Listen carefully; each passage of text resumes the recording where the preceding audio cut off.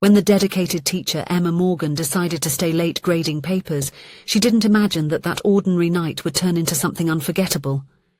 Alone in the empty school, a sound in the hallway breaks the silence, and a voice echoes with the disturbing warning, "You shouldn't be here." What seemed to be just another night of work will become the beginning of a profound change. But not everything is as it seems, and sometimes the most significant encounters happen at the most unexpected moments. Hello, my friends. I am Linda, and this is Linda Love Stories. I hope you enjoy this story.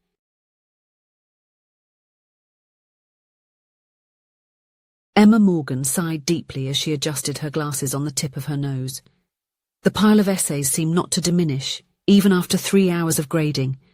The wall clock in the teacher's lounge read 6:47 in the evening, and shadows were already lengthening across the small municipal school of Riverside, as the residents affectionately called the town. The primary school was modest, with walls urgently in need of a fresh coat of paint and desks that told stories of generations of students. Situated in the less privileged side of the town, it was a beacon of opportunity for families dreaming of better futures for their children. Emma, at 32 years old, carried on her shoulders not only the responsibility of teaching English and literature, but also of inspiring dreams. Single, she devoted herself entirely to her profession, repeatedly postponing her own personal plans. Her one-bedroom apartment was a 15-minute walk from the school, a route she took religiously every day, come rain or shine. She picked up the next essay in the pile, Lily Stevens, one of her most promising students. The assigned topic was How I See Myself in 20 Years, and Emma was curious to read what the 11-year-old had written. As her eyes scanned the neatly written lines, Emma felt a lump forming in her throat. "In 20 years, I will be a famous writer, living in a house with a garden and a swing on the backyard tree. I will have 2 children, a girl and a boy, and a husband who makes me laugh every day. On Sunday mornings, we will make pancakes together and read books on the porch. My office will have a large window overlooking the garden where I will write novels that make people believe in true love. I will teach at a university, inspiring others to find their voice, just like Miss Morgan did with me. I will return to visit Riverside every summer and make donations to improve our school." Emma needed to take off her glasses to wipe away a stubborn tear. That essay was practically the script of the life she herself had dreamed of. A meaningful career, a loving family, a cozy home. Dreams that were left behind while she dedicated herself to paying the apartment bills, taking care of her sick mother, who had passed away 2 years ago, and preparing her lessons. Lost in thoughts, she was startled when she heard a noise coming from the hallway. The sound of something falling echoed through the silent building. Emma checked the clock. 7:12 in the evening. It must be Mr. Peterson, she thought, referring to the elderly janitor who always stayed late to look after the school. To confirm, she got up and went to the window. In the central courtyard, illuminated by yellow streetlights, was Mr. Peterson, calmly sweeping the fallen leaves, whistling his usual tune. A chill ran down her spine. If the janitor was outside, who was in the hallway? Emma swallowed hard, feeling her heart race. Gathering courage, she picked up the stapler from the desk as an improvised weapon and walked slowly towards the door. The hallway was dark, with only the emergency lights on. "Is anyone there?" she called out, her voice betraying the fear she felt. No response came. She took 2 steps out of the room, looking in both directions. The hallway seemed empty. That's when a figure abruptly emerged from one of the rooms, colliding with Emma. Both fell to the ground with a thud, papers flying and the stapler sliding across the linoleum floor. "Oh my God, I'm sorry," said a male voice that Emma recognized immediately. "Daniel?" she asked, adjusting her crooked glasses on her face. Daniel Carter, the physical education teacher, was sitting on the floor in front of her, looking as surprised as she was. At 34, Daniel was the student's favorite and the subject of discreet sighs from several female teachers. With his perpetually disheveled dark hair and contagious smile, he contrasted with Emma's reserved and methodical demeanor. "Emma, you shouldn't be here," he said, standing up and extending a hand to help her. I thought I would be alone. I was correcting the essays, she replied, accepting the outstretched hand and feeling an inexplicable warmth at the touch. What are you doing here so late? Daniel smiled, that smile that formed dimples on his cheeks. Come see, he invited, gently pulling her by the hand toward the gymnasium. Emma had always seen Daniel as the typical physical education teacher, energetic, popular, and probably superficial. At staff meetings, they rarely exchanged more than polite words. He was her complete opposite, spontaneous where she was calculating, expansive where she was reserved. As they entered the gym, Emma was awestruck. The normally austere space was being transformed into something magical. Colourful ribbons hung from the ceiling, handmade posters decorated the walls, and a long table was being set up in one of the corners. What is all this? She asked, amazed. It's a surprise for the students, Daniel explained, scratching his neck in a nervous gesture. Tomorrow it will be exactly 50 years since the school was founded. I thought of having a little surprise celebration. I secured donations from some local merchants. There will be cake, juice, and some games. Emma looked at him with new eyes. You organised all of this by yourself? Daniel shrugged. Well, Mr. Peterson is helping me with the logistics part. The principal approved it, but asked for secrecy so it would be a real surprise. It's amazing, admitted Emma, genuinely impressed. Do you want to help me finish? I still need to hang those lights and organise the gift table. Emma looked at the clock. It was already past 7:30, but the pile of essays could wait. Sure, she replied, surprising herself with the enthusiasm in her voice. Over the next 2 hours they worked side by side, transforming the gymnasium.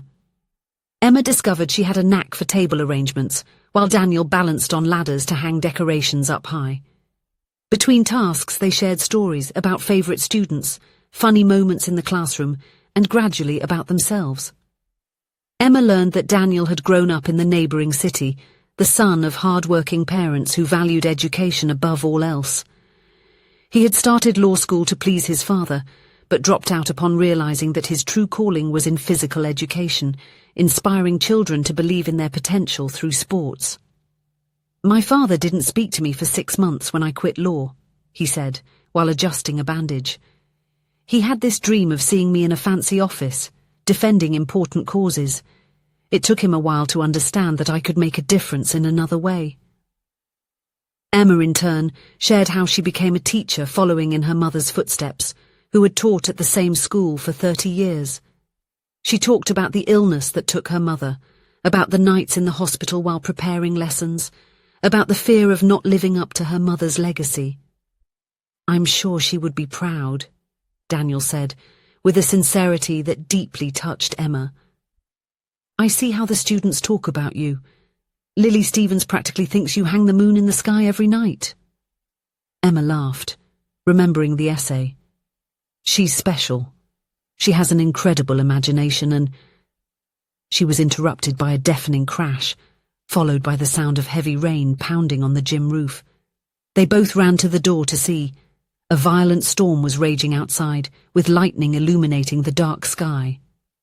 Wow, looks like that storm they were predicting has arrived, commented Daniel. We'd better finish quickly and head home before it gets worse. They hurried to finish the last details, and when they were done, it was already past 10 at night. The rain was relentless, turning the parking lot into a small lake. Let's try to exit through the main entrance, suggested Emma, remembering that she had left her bag in the teacher's lounge. But when they reached the front door, they found it locked. The same happened with the back doors and the emergency exits. Mr. Peterson must have locked everything, thinking there was no one left, concluded Daniel, running his hand through his hair, already completely dishevelled. Emma took out her phone. I'll call him. After 3 knocks, the janitor answered, his voice muffled by the sound of the rain. Emma explained the situation. I'm sorry, Miss Morgan, he replied, sounding genuinely regretful. I didn't know you were still there. I locked everything up. With this storm, I'm stuck on the other side of town. The bridge was closed due to flooding. I can try to get there early tomorrow around 6 a.m. Emma looked at Daniel, who had listened to the conversation on speakerphone. It looks like we'll be spending the night at the school, he said with a resigned smile. They returned to the teacher's lounge, which at least had a comfortable sofa and a small kitchen with coffee and cookies. Daniel found blankets in the emergency supply closet, while Emma prepared 2 mugs of hot tea. You know, I never imagined I would spend a night locked in the school, Emma commented, sitting on the couch and wrapping herself in one of the blankets. Especially not with you. Daniel raised his eyebrows, amused. Is that good or bad? Emma blushed slightly. Honestly, I thought we didn't have much in common. You always seemed so superficial, he completed, without seeming offended. The physical education teacher who only knows how to talk about sports and competitions, right? Something like that, she admitted, embarrassed. Sorry. No need to apologize, Daniel replied, sitting next to her. I also had an image of you, the perfectionist literature teacher, always with your head in books, maybe a bit intimidating with all that knowledge.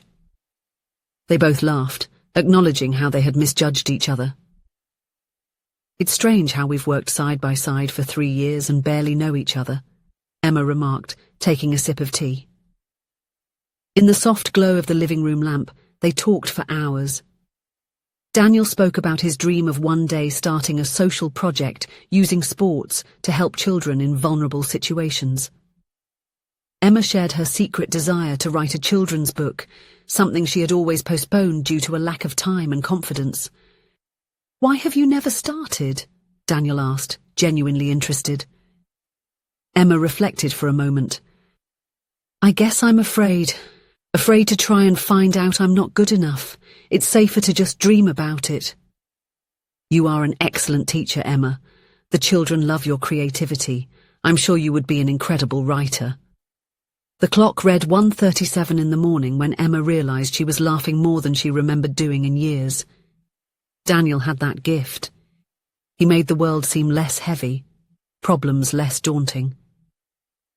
At a certain moment, when they were both sharing embarrassing teenage stories, their hands accidentally touched. Neither of them pulled away. Instead, Daniel's fingers gently intertwined with hers. The rain continued to fall outside, creating a bubble of intimacy around them. Emma's eyes met Daniel's, and she saw something there she had never noticed before. Depth, kindness, and something else that made her heart race. He leaned slowly toward her, giving her time to pull back if she wanted to. Emma did not pull back. Their lips were inches apart when a crash startled them. The front door was being opened. Miss Morgan, Mr. Carter, are you there? Called the familiar voice of Mr. Peterson. Moving away quickly, like teenagers caught red-handed, they stood up. Emma nervously adjusted her hair, while Daniel cleared his throat. We're in the teacher's lounge, he replied. The janitor appeared at the door, soaked and with a relieved expression. I managed to get through as soon as the bridge was cleared. I apologize for the inconvenience. Don't worry, assured Emma.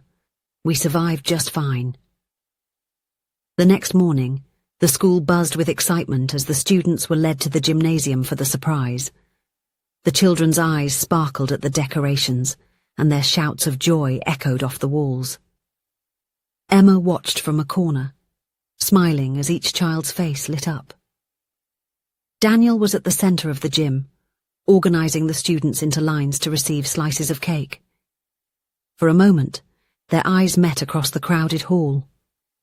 He smiled, that smile that now meant so much more to her, and she returned it, feeling a familiar warmth spread through her chest. In the weeks that followed, coffee after school became a ritual for Emma and Daniel. During the summer holidays, they traded coffee for dinners.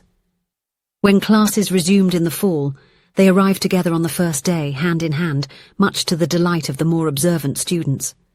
And in the blink of an eye, 10 years had passed. Emma was closing the door of her home office where she had just finished the manuscript for her 4th children's book. From the window, she could see the backyard where Daniel was pushing their 6-year-old daughter on the swing hanging from the big oak tree, while their 4-year-old son was trying to climb up his father's back. On the shelf next to her desk, among copies of her published books and family photographs, was the framed essay by Lily Stevens, now a promising journalism student. Emma smiled, running her fingers over the glass that protected those words written so long ago. It was almost surreal how that essay had become a map for her own life. The house with a garden, the 2 children, the husband who made her laugh every day, the office with a view of the backyard, the books she wrote. "Mum, come see, Dad is teaching us how to do somersaults," called Sophie, her daughter, waving energetically from the backyard. Emma closed the computer and headed outside, into the warm embrace of her family. As she walked, she thought about how life could change completely in a single night, when you were locked in a school during a storm, discovering that the person who had always been by your side was exactly who you had been looking for. Sometimes dreams come true in ways we could never imagine, and sometimes they start with a simple incident on a stormy night. If you enjoyed the story, please leave a comment with a rating from 1 to 5 to show how much you liked it. Also, watch the video that is now appearing on your screen. See you soon.